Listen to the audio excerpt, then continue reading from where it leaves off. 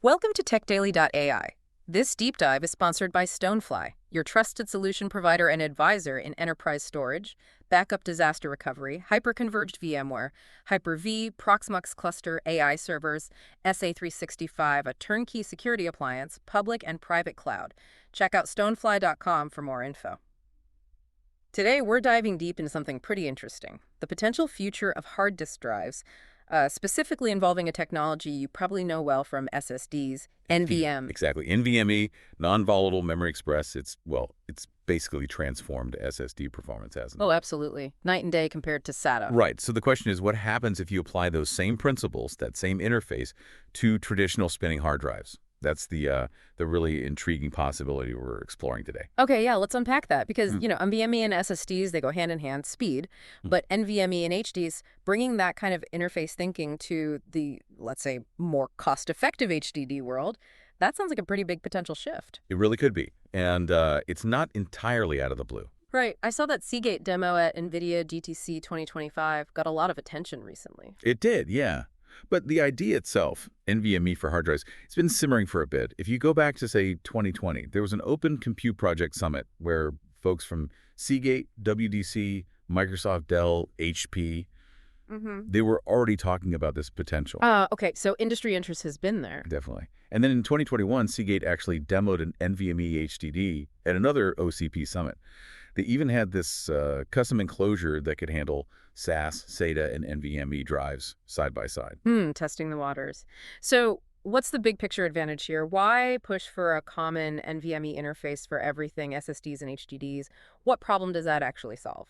Well, the biggest one is probably simplifying the storage system architecture. Think about data centers. If all your storage devices, fast or dense, are speaking the same NVMe language over PCIe, it opens the door to much more dynamic, composable storage. You could allocate resources, SSDs, HDDs, much more flexibly, less complexity in the stack. Right, that composability angle is huge for efficiency.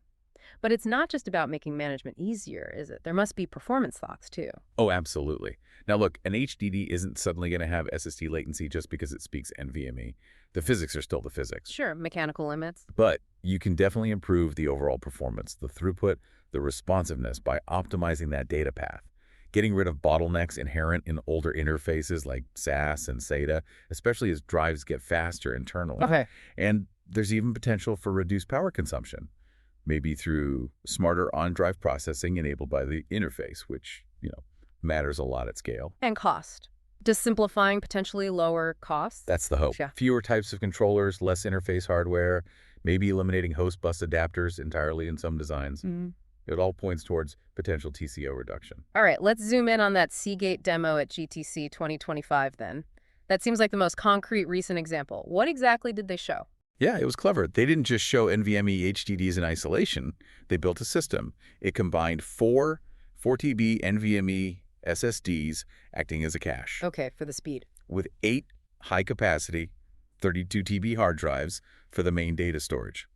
All talking NVMe, presumably. So a hybrid approach, what kind of total storage and speed did that give them? Total 256 terabytes in that setup. And they were getting data rates around 3 gigabytes per second. 3 gigabytes per second from a system mostly made of HDDs, albeit with an SSD cache. That's pretty respectable. It is. And here's the kicker, the cost aspect. Right. How did it stack up? Seagate's claim was that this setup delivered performance comparable to using 4 big 64 TB SSDs. Okay. But at roughly 1/6 of the cost. 1/6? Okay, now that gets interesting, especially for things like, AI workloads, massive data lakes where you need capacity and decent sequential performance, but maybe not SSD-level latency everywhere. Exactly. That was the context. They showed it integrated with NVIDIA's Bluefield DPU. The data processing unit. Right. And NVIDIA's AI Store software.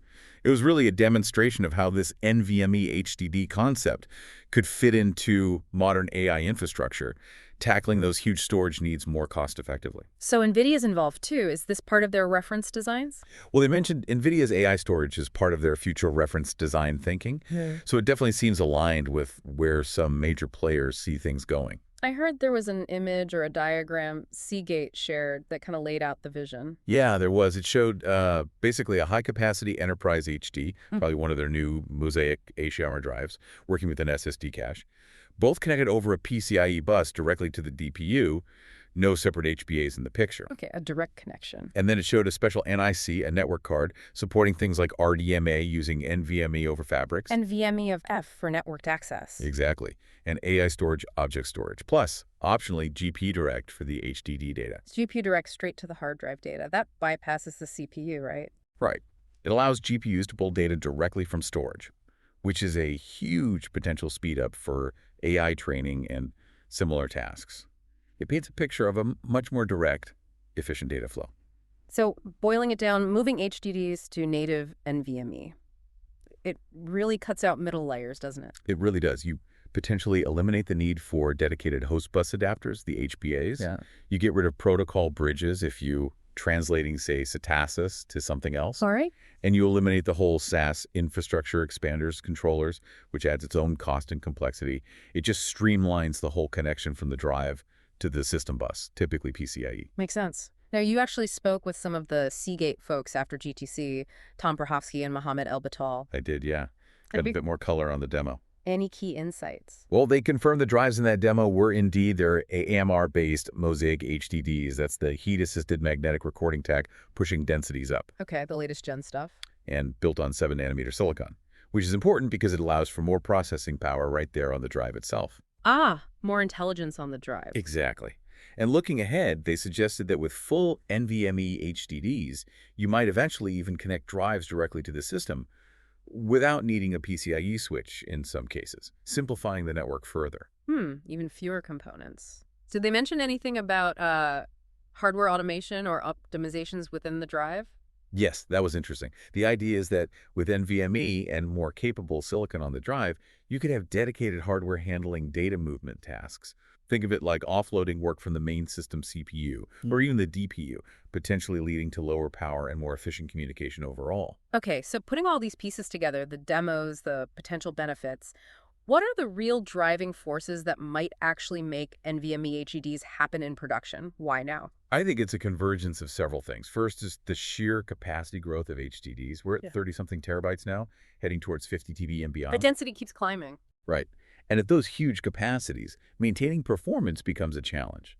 You almost need things like dual-actuators inside the drive just to get decent IOPS and reasonable rebuild times. Dual-actuators, Yeah. basically two sets of read-write heads working in parallel. Exactly. Doubles the internal parallelism, roughly doubles the performance. But then your old interfaces, SAS and SATA, they start becoming the bottleneck.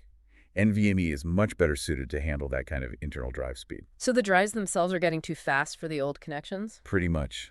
Second, look at the SSD market. It's overwhelmingly NVMe now, right? Yeah, SATA SSDs are mostly budget or legacy now. So continued development on SAS and SATA interfaces slows down. Maybe costs go up for those components because volumes are lower. Meanwhile, PCIe, the foundation for NVMe, is everywhere. It just makes more sense economically and technically to align HDDs with that dominant interface. The ecosystem is shifting. Precisely. And third, Seagate mentioned that major customers, think hyperscalers, cloud providers, they are actively evaluating NVMe HDDs. Customer pull is critical. If the big cloud players want it. It tends to happen. And finally, Seagate themselves are looking at using these in their own storage systems. That shows they're serious about bringing it to market. Okay, prediction time. Based on all this, when do you realistically see NVMe HDDs hitting the market in actual systems? It's always tricky predicting timelines, but yeah, based on the momentum, I'd say we'll likely see the first storage systems incorporating NVMe HDDs, perhaps alongside those dual-actuator drives, appearing maybe late 2026. Late 2026 for initial systems. Yeah. And longer term. Looking a bit further out, say by 2028, it feels quite possible that NVMe could become the dominant interface for new enterprise and data center hard drives being deployed. Wow, so a pretty significant transition, potentially starting in just a couple of years and becoming mainstream within, what, 4 or 5? That's how it looks from here, yeah. It's a logical evolution, really. It really is fascinating. We've covered a lot of ground here, from those early talks at OCP through the recent GTC demo, the benefits, the tech details.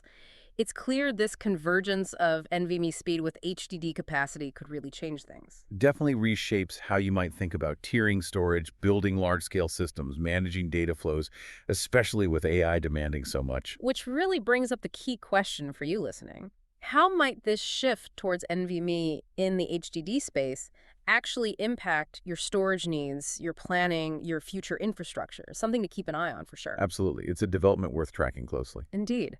And speaking of robust storage solutions for today's needs, if you're looking at things like immutable storage or air-gap security, definitely visit stonefly.com. They've got cutting-edge options, including, for example, a 100 TB immutable and air-gapped SSO NAS available right now for $8,995, worth checking out at stonefly.com.